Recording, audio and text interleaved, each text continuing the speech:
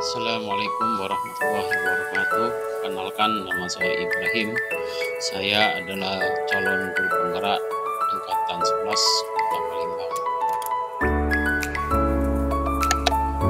Adapun tugas guru penggerak yaitu demonstrasi kontekstual, nilai dan peran guru penggerak modul 1. Adapun nilai guru penggerak itu ada 5. 1. Berpihak pada murid. 2. Elektif. 3. Adalah kolaboratif. Dan 4 adalah mandiri. Dan yang kelima terakhir adalah aktif. Gambaran diri saya sebagai guru penggerak yang berlangsung selama 3 tahun ke depan adalah pertama, yaitu nilai guru penggerak berpihak pada murid. Guru yang berpihak pada murid berarti dapat menempatkan diri seandainya menjadi murid, merespek pada murid, tidak didasarkan pada rasa suka atau tidak suka murid. Jadi guru bisa menciptakan lingkungan belajar yang asik, aman, nyaman, dan menyenangkan, serta memperhatikan kepentingan murid baik dalam kondisi atau keadaan. Jadi guru itu bisa mengetahui apa yang dibutuhkan muridnya untuk menghadapi kehidupan atau zaman mereka.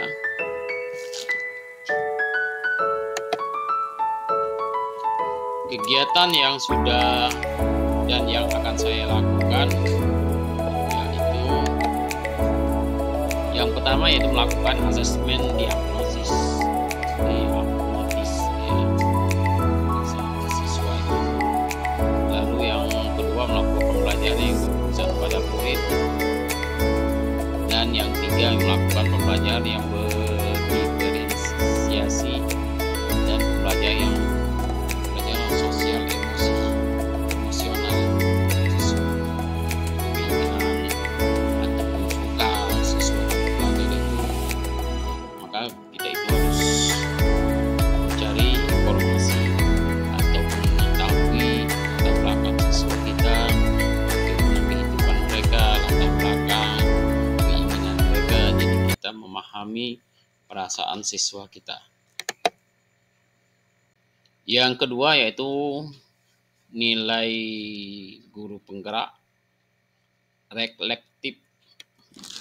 Reflektif adalah berkemampuan menghubungkan pengetahuan diperolehnya dengan pengetahuan sebelumnya. Jadi bisa mengaitkan pengetahuan yang ia mengetahui sebelumnya dengan pengetahuan yang sedang dipelajari. Jadi seorang guru penggerak harus bisa mengaiti atau mengkaitkan pembelajaran yang akan datang dengan pengetahuan yang sudah mereka pelajari.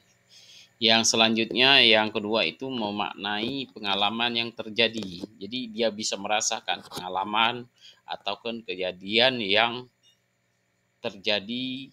Jadi mereka mencari jalan keluar, pemahaman, sehingga permasalahan atau keadaan yang terjadi mereka bisa memahami bagaimana cara memahami atau cara mencari jalan keluar sehingga permasalahan itu bisa kita diatasi.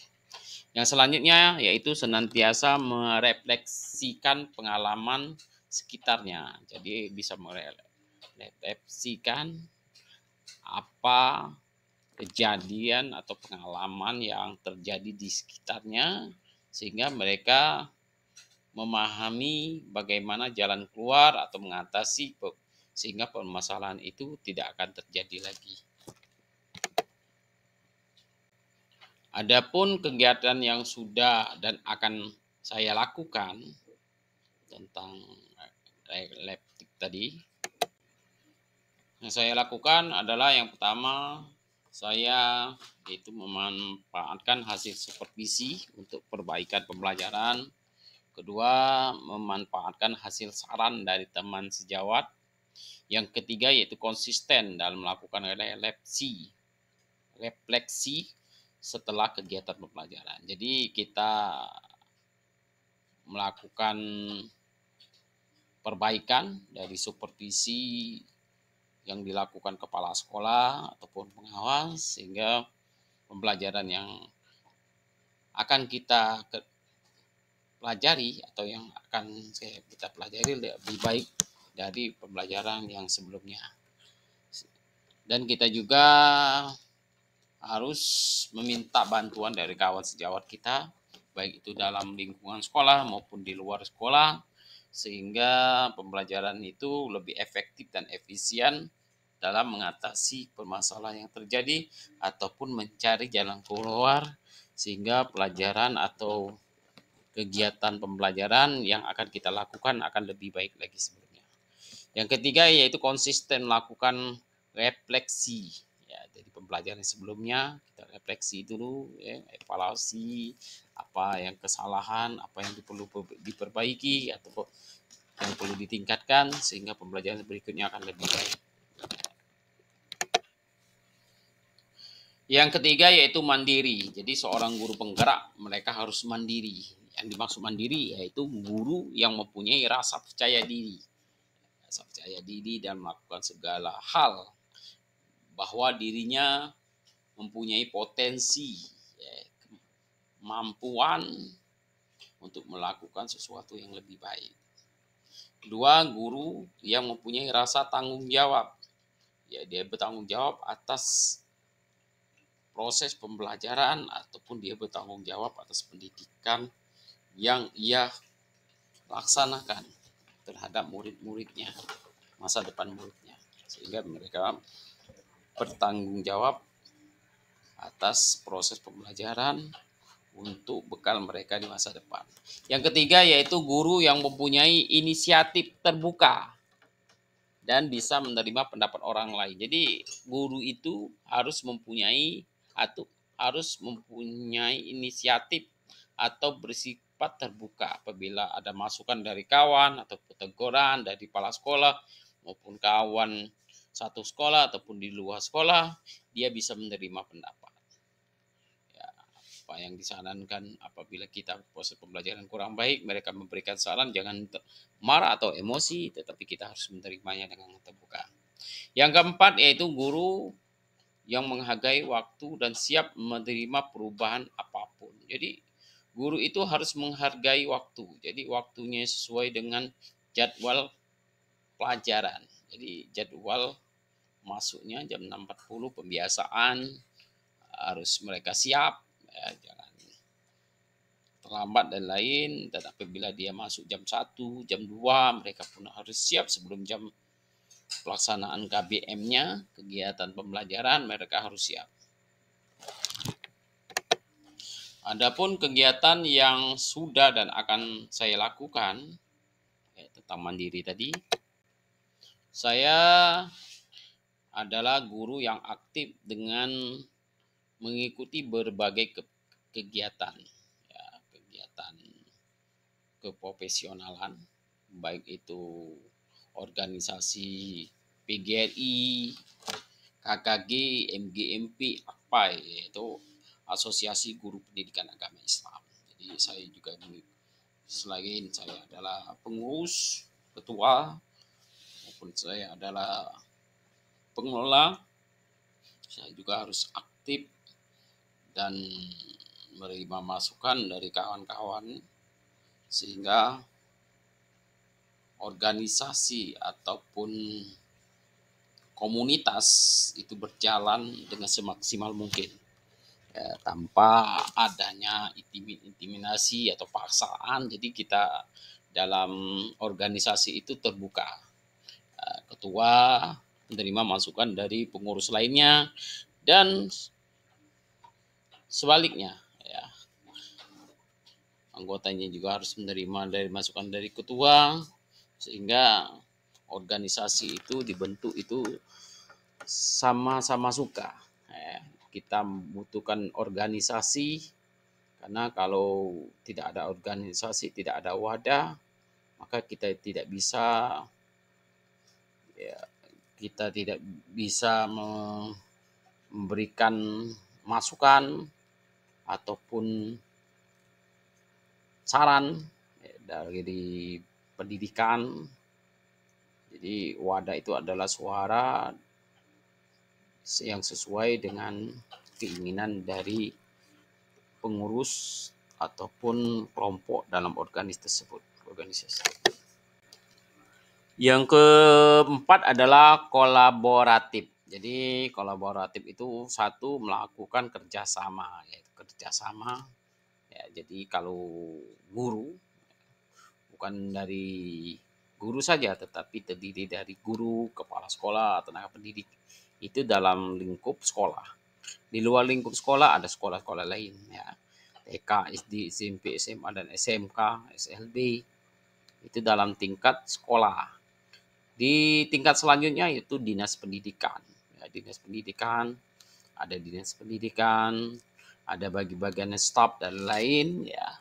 Lebih luas lagi adalah Pemkot atau provinsi. Jadi harus kerjasama antara dinas pendidikan, harus sesuai dengan perannya, apa fungsi dinas pendidikan, dan guru juga harus memahami apa fungsi dari seorang guru.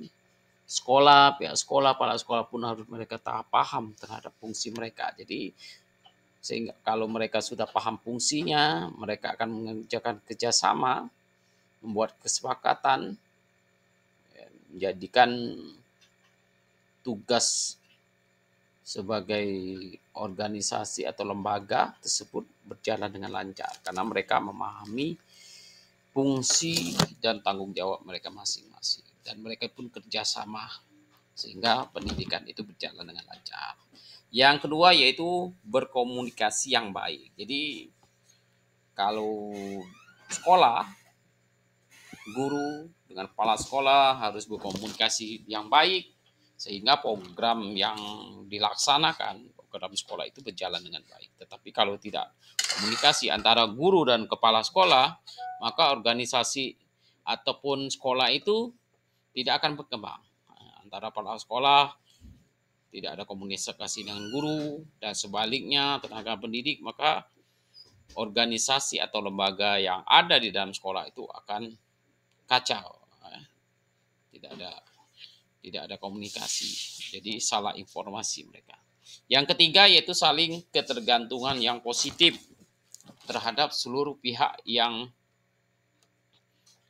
membangun rasa saling percaya dan menghargai. Jadi di dalam lembaga atau dalam sekolah mereka harus saling ketergantungan yang positif. Jadi mereka itu